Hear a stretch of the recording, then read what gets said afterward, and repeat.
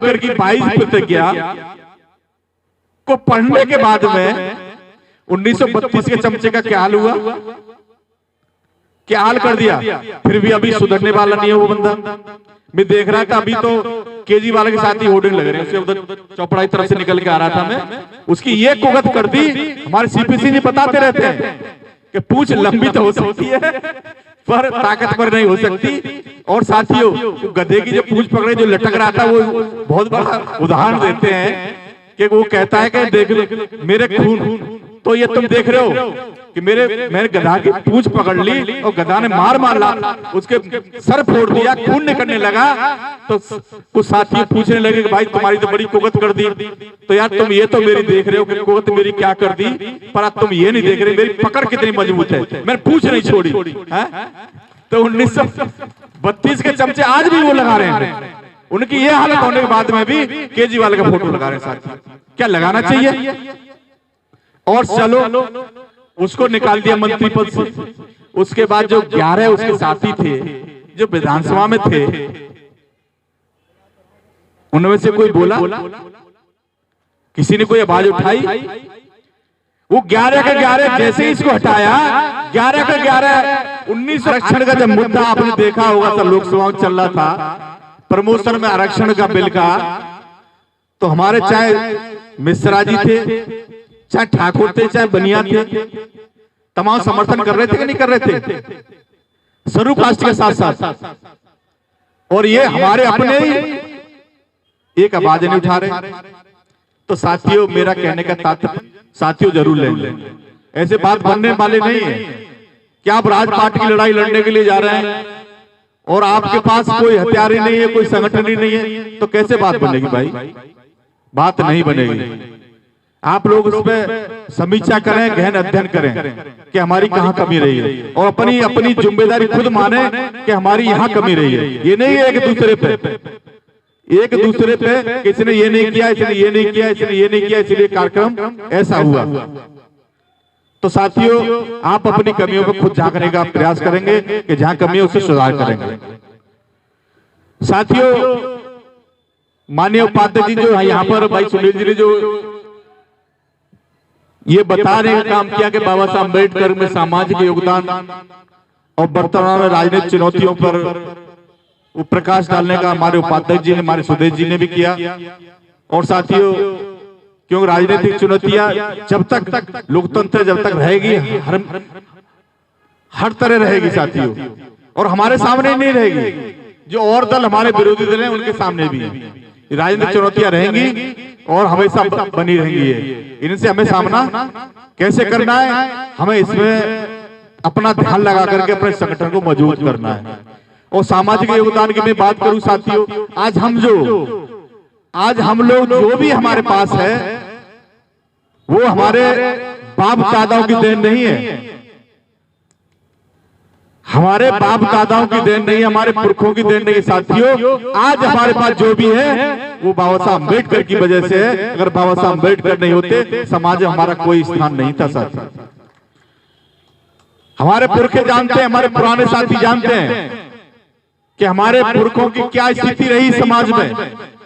और आज छोटा मोटा जो सम्मान मिल रहा है साथियों, चाहे पेट से सही मुंह से ही सही, वो सिर्फ मिल रहा है। तो साथियों आपको वोट के महत्व की वजह से और आपके बाबा साहब अम्बेडकर की वजह से आपको जो भी सम्मान मिल रहा है सिर्फ उनकी बदौलत मिल रहा है साथियों।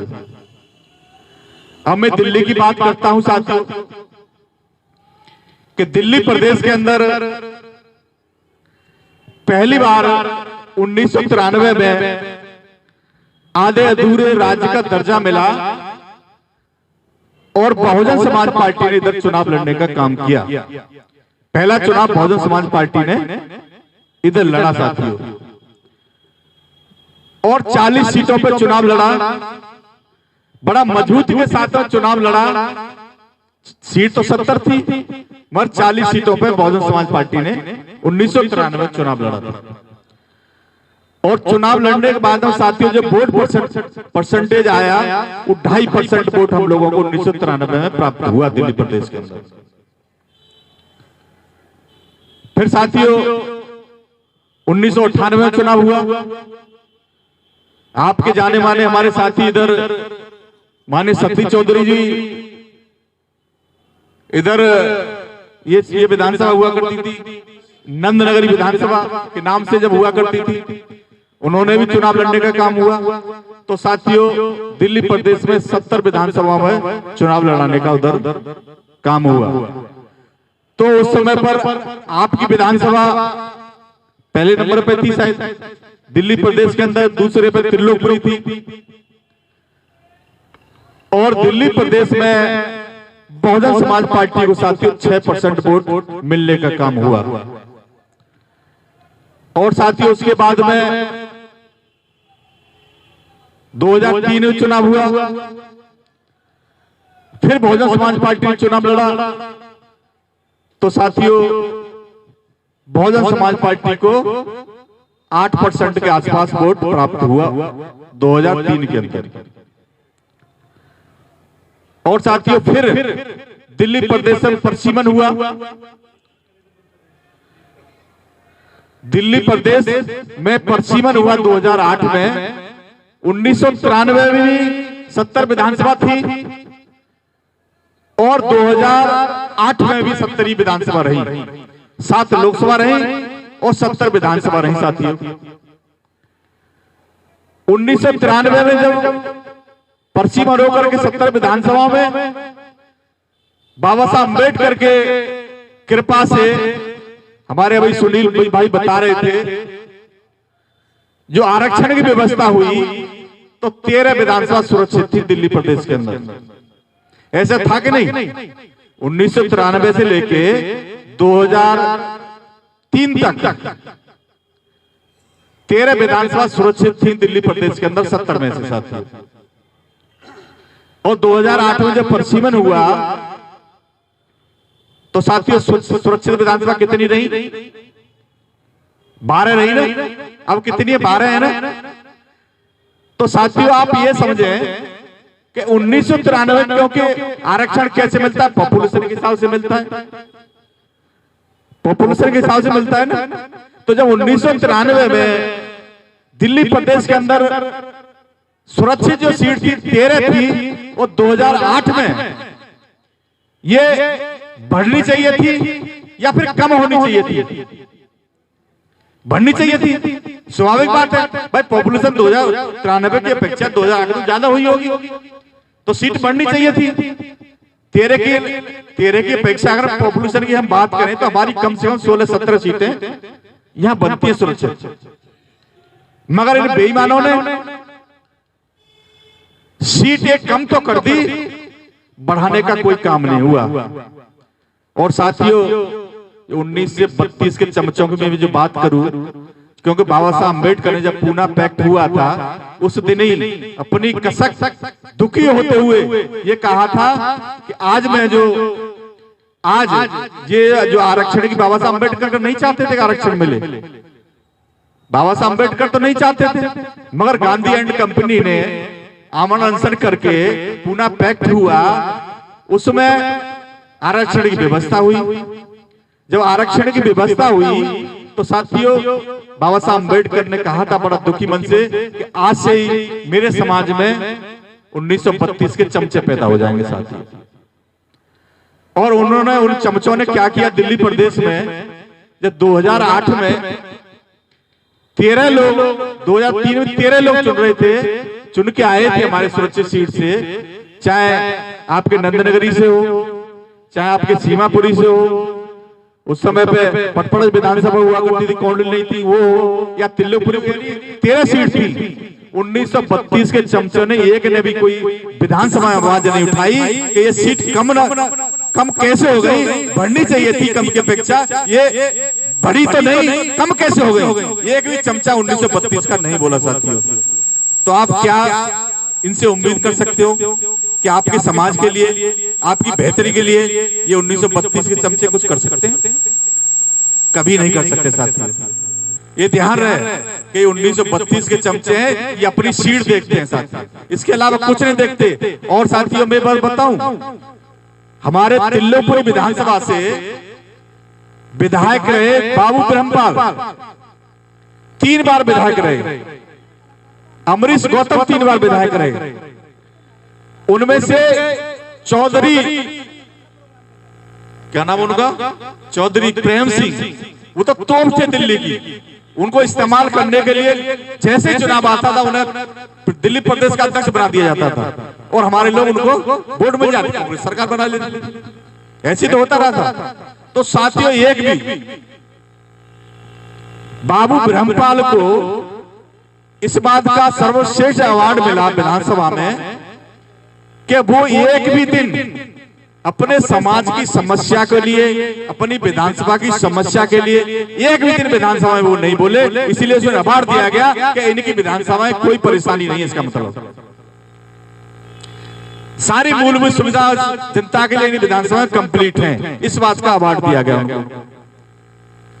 और 13 चमचे न बोल करके साथियों, अब मैं ताजा उदाहरण बताऊं आपको, चलो 12 सीट भी हो गई, अभी अभी ताजा आपके बराबर के सीमापुरी विधानसभा के लिए बाबा साहब अम्बेडकर की 22 प्रतिज्ञा को पढ़ने के बाद में 1932 के चमचे का क्या हाल हुआ, क्या हाल कर दिया, फिर भी अभी सुधरने वाला नहीं है वो बंदा। मैं देख रहा था अभी तो केजरीवाल के साथ ही होर्डिंग लग रहे हैं, उसके उधर चौपड़ा की तरफ से निकल के आ रहा था मैं, उसकी ये कुगत कर दी। हमारे सीपीसी जी बताते रहते हैं कि पूंछ लंबी तो हो सकती है पर ताकतवर नहीं हो सकती। और साथियों, गधे की जो पूंछ पकड़े जो लटक रहा था, वो बहुत बड़ा उदाहरण देते हैं कि वो कहता है कि देख लो मेरे खून, तो ये तुम देख रहे हो कि मैंने गधा की पूंछ पकड़ ली और गधा ने मार उसके सर फोड़ दिया, खून निकलने लगा। तो कुछ साथी पूछने लगे कि भाई तुम्हारी तो बड़ी कुगत कर दी, तो यार तुम ये तो मेरी देख रहे हो कि कुगत मेरी क्या कर दी, पर अब तुम ये नहीं देख रहे मेरी पकड़ कितनी मजबूत है, मैंने पूंछ नहीं छोड़ी है? तो 1932 के चमचे आज भी वो लगा रहे हैं। उनकी ये हालत होने के बाद में भी केजरीवाल का फोटो लगा रहे हैं साथी। क्या लगाना चाहिए? और चलो उसको निकाल दिया मंत्री पद से। उसके बाद जो 11 उसके साथी थे जो विधानसभा में थे,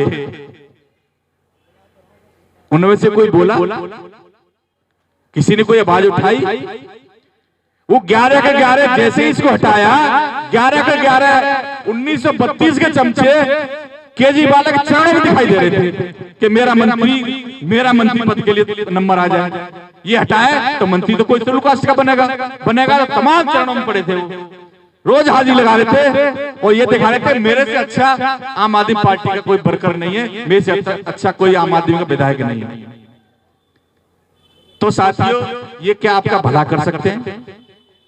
और इधर आदरणीय बहन जी की हम सरकार देखें, शेड्यूल कास्ट के साथ साथ तमाम जनरल के, चाहे मंत्री, चाहे विधायक, चाहे सांसद, जिन्हें हम जनरल कहते हैं, आरक्षण का जब मुद्दा आपने देखा होगा तो लोकसभा में चल रहा था प्रमोशन में आरक्षण का बिल का, तो हमारे चाहे मिश्रा जी थे, चाहे ठाकुर थे, चाहे बनिया थे, तमाम समर्थन कर रहे थे कि नहीं कर रहे थे शेड्यूल कास्ट के साथ साथ।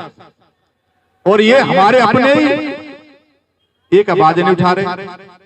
तो साथियों, मेरा कहने का तात्पर्य है कि ये आपका भला कभी नहीं कर सकते, आपकी समाज का भला नहीं कर सकते, अपना घर तो भर सकते हैं। और ये कह भी दिया जाता है, वो तो कह देता केजरीवाल कि ये जो वोट मिला है ये तुम्हारी कोई औकात नहीं है, ये मेरी बदौलत मिला है, इसीलिए आपका घर, अपने घर की समस्या का समाधान कर लो, समाज की बात करोगे तो 1 मिनट में आपको हटा दिया जाओगे। और उदाहरण आपके सामने रहा साथियों। तो मैं तो यही निवेदन करता हूं साथियों कि हम लोग बाबा साहब अम्बेडकर के 132वें जन्मदिन मना रहे हैं। हम कर क्या रहे हैं? अरे बाबा साहब अम्बेडकर ने तो राजनीति वो मास्टर चाबी है जिससे हर प्रकार का ताला खोला जा सकता है, यही बात कही थी ना। फिर हम राजनीति में भागीदारी क्यों नहीं ले रहे? अपनी सरकार क्यों नहीं बना पा रहे हैं? ये सोचना पड़ेगा साथियों। भगत साहब ने कहा था आस्तीन के सांप बाबा साहब अम्बेडकर के साथ भी थे, जो काजोलकर था, और सबके साथ रहे। ये बाबा साहब अम्बेडकर की कसक भी थी और बाबा साहब अम्बेडकर ने कहा भी था, काशीराम साहब ने कहा था, मान्य बहन जी कहती रहती है जब जब हमें को मिलती हैं कि आप लोग उन लोगों के लिए काम कर रहे हो, उनकी बेहतरी के लिए आप लोग काम करते हो, जो आपकी टांग खींचने का काम करते हैं। इसीलिए आपको घबराने की जरूरत नहीं है। जिनकी समस्या को आप समाधान करना चाहते हो वही लोग आपका विरोध करते हैं। तो हम लोग तो परपक्व हैं। आदरणीय बहन जी हमें समय समय बताती रहती हैं, मानसिक तरीके से बिल्कुल परपक्व हैं और हम लोग लगे रहेंगे, हमेशा लगे रहेंगे। और जब तक लगे रहेंगे, जीते जी लगे रहेंगे, जब तक आदरणीय बहन कुमारी मायावती देश का प्रधानमंत्री नहीं बना लेंगे, जब लोग हम लोग लगे रहेंगे। साथी आपसे भी निवेदन है कि कम से कम आप हमारा उत्साह तो बढ़ाते रहें। अरे भाई, आप यहां ज्यादा संख्या में दिखाई देते तो हमें भी अच्छा बोलने के लिए मन करता,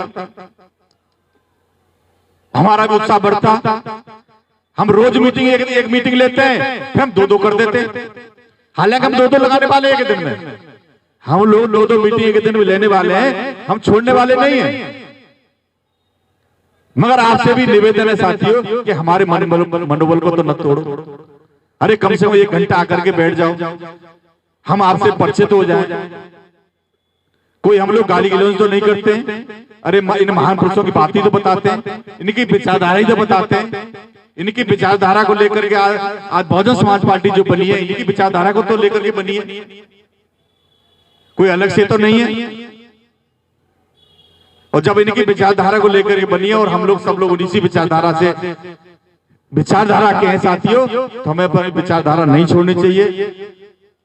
तो इन्हीं जरूरी बातों के साथ में, क्योंकि 5 मिनट रह रही बल्कि साहब, मैं अपनी बात को क्योंकि बत्ती का मामला जो फिक्स है तो फिक्स है।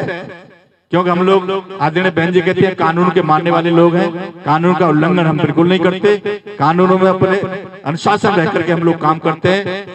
मैं अपनी बात को खत्म करूं उससे पहले एक शायरी मैं भी कह देता हूं। हाथी निशान को बदनाम नहीं होने देंगे, हो गए बहुत जुल्म अब और नहीं होने देंगे। बहन मायावती जी आपके पाक क्षणों की कसम, आपके दामन को आज नहीं आने देंगे। जय भीम, जय भारत, नमो बुद्धाय, खुदा हाफिज, धन्यवाद साथियों।